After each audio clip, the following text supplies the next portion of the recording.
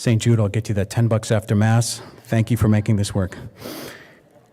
Pride and humility were the lessons I was being taught all throughout my career and my spiritual life. St. Augustine said it was pride that changed angels into devils. It is humility that makes men as angels. Thus, the two thieves would begin a friendship and working relationship between myself and Dallas Jenkins that is now 6 years on. I never thought I'd play Jesus more than once in my life, and then with Dallas, maybe twice. But I was open because I was developing spiritually. The more I studied Jesus, the more I spent time with him and his heart, the closer it brought me to him. The Faustina Project and the short films I would do with Dallas over the next 3 years would put me firmly on a path to Christ in ways I never anticipated. Divine Mercy would become a part of my prayer prep for playing Christ. A year after The Two Thieves, Faustina actress Maria Vargo asked me to participate in a long-standing production of The Living Stations of the Cross in Santa Monica. Once more, I said yes. I would play Jesus in 3 projects in just 16 months. God was clearly trying to tell me something. This realization precipitated the next stage of development in my spiritual evolution. Stage 2, expectant faith. When I combined expectant faith with prayer, I found myself in the midst of a more deeply committed dialogue with God. It wasn't just talking coffee anymore. We were moving into lattes. The journey to performing Christ's Passion during Easter was nothing short of transformative for me. The transcendent nature of attempting to dwell as Jesus in peace amidst the brutality of his passion can hardly be described. The following year, I was asked to co-direct and co-produce the production with Ms. Vargo, which would eventually become The Last Days. The Last Days became the inaugural project of our newly established nonprofit media company called G.K. Chesterton Entertainment. And for those who are interested, I actually have copies of that show, The Last Days, with me downstairs. You all are the first to actually even see the DVD. They literally just shipped right here. We've never produced a DVD before, so I'm really excited. So, daily Mass, praying the Divine Mercy Chaplet, daily Mass when I could, because I also had to work, confession, receiving the Eucharist, saying the Rosary, all of those became essential parts of directing, acting, producing, and the modus operandi of any and all issues that seem to arise. And boy, let me tell you, when you're working for Jesus, issues arise, as many of the folks setting up for tonight can attest to. It's as if something or someone doesn't want us to succeed in promoting the gospel. I wonder who that could be. But through prayers and expectant faith, I credit all the doors which opened for us for that particular production, including the contributions which came through discounts companies were giving us, bills that were able to be paid, and even paying actors who for years in doing the last days of the Living Stations were just doing stuff voluntarily for free. We wanted to pay people to honor their time and their talent, this treasure that they were giving us. Impossible challenges through prayer became divine accomplishments. And I knew that as a company, we would and were experiencing God's unique providence, even though it didn't always happen in the way that we had conceived it. And the graces, there were so many transformative graces. The one that sticks out the most occurred during the production of The Last Days. I believe it was 2018, Easter, where at the beginning of the show, Jesus comes out at the entrance to the church and walks down the center aisle, and I acknowledge people. So I come out and I start walking down the aisle, and about 4 or 5 rows in, this woman starts to stand up from her seat She's a little older, but she just calls out, "Jesus! Jesus!" And I said, "Oh, is this a plant? What's going on here?" So I started to walk over to her.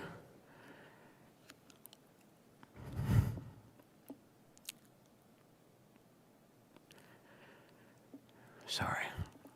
And she had this look in her eyes, this deep, deep sadness and this longing. And I just went over to her, and this is all in 10 seconds. I looked at her right into her eyes, and I just hugged her because that was what the Spirit was telling me to do. And she immediately began to sob in my chest.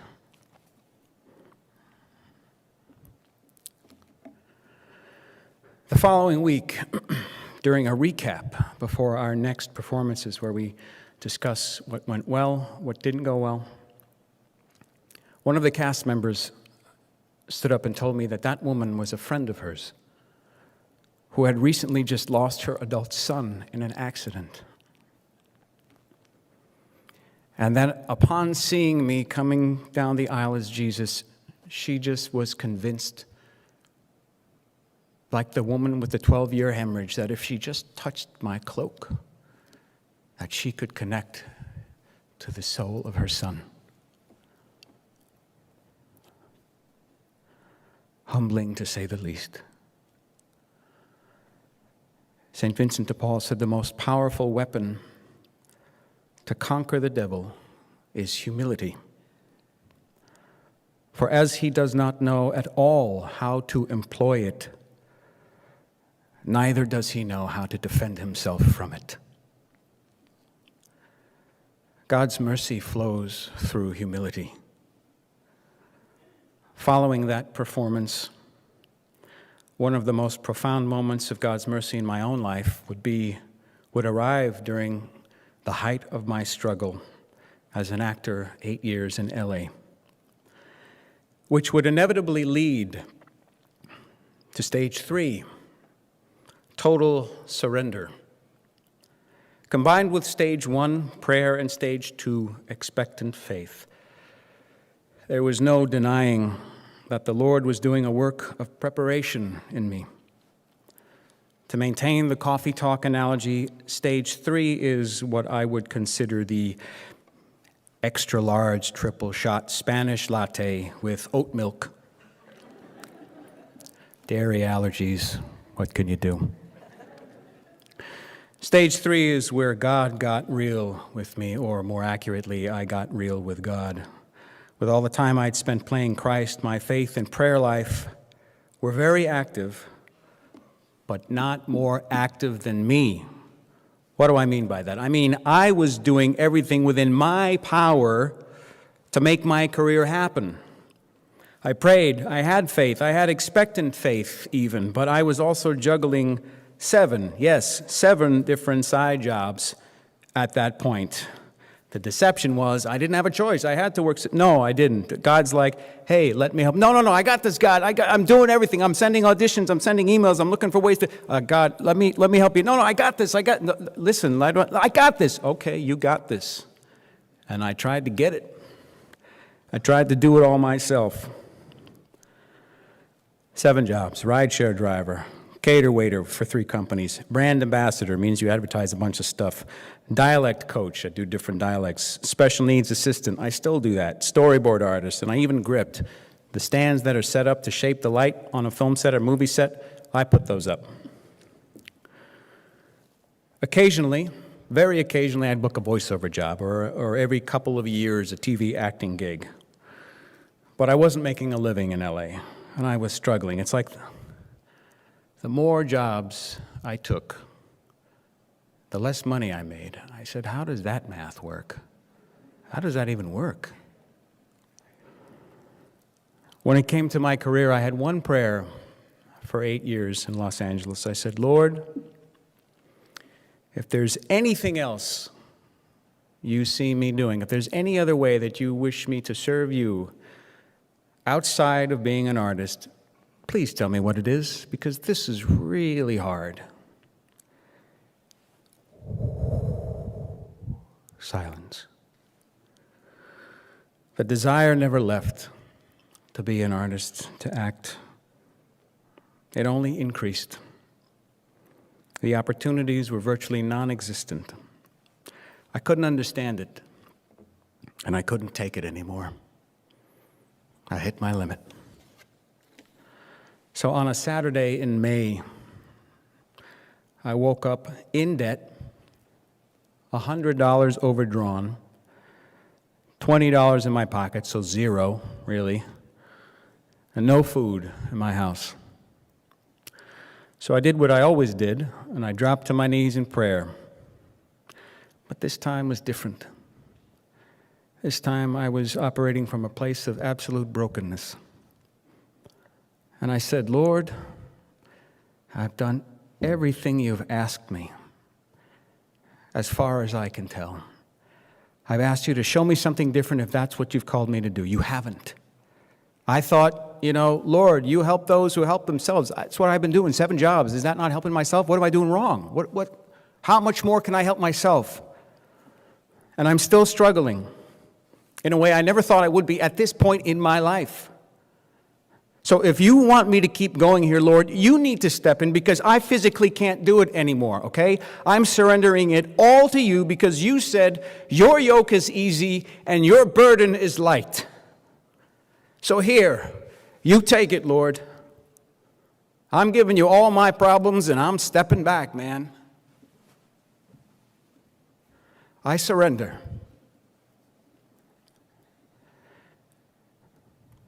And for the first time in my life, I actually did. I gave up all my expectations of how I thought my career would go, how I thought I'd make money, how I would get paid, where the food would come from, And I simply surrendered. Body, mind, and spirit. I remember feeling this sense of relief. You ever feel that? It's like, not my job. It wasn't my problem. I didn't have the answers. But now it didn't matter anymore. Because God, our God is mercy. Our God is compassion. Our God is faithful to His word and hears the cries of the poor. And that day, I woke up very, very poor.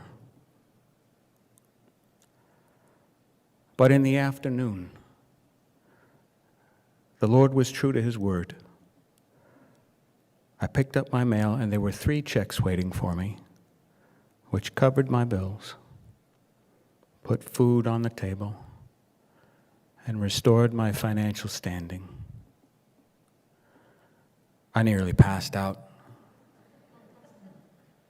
In a matter of hours, through prayer, expectation, and surrender, my life completely changed that day.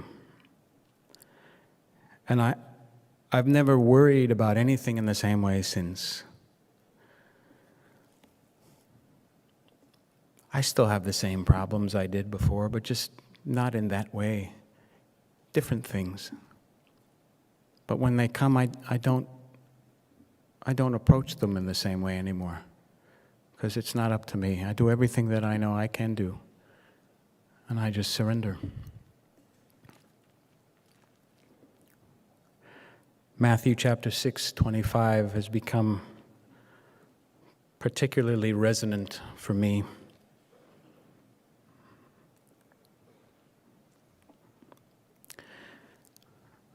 I imagine Jesus standing there and saying to me, "Therefore I tell you, do not worry about your life, what you will eat, what you will drink, or about your body, what you will wear. Is not life more than food, and the body more than clothing?